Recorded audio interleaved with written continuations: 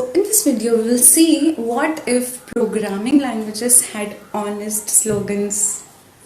See, we are getting old and we're always verbose, but pay us and we'll give long-term support.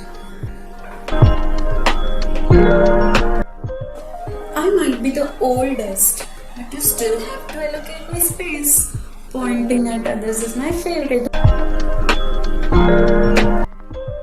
You may hate us, you may despise us, but we'll always find our ways into your framework. We believe in friends at work. We have made possible to write pseudocode. You might not understand it. Not a semicolon, not a bracket, but a white space is all it takes to cause chaos. We promise this isn't a script of Java or derived from it.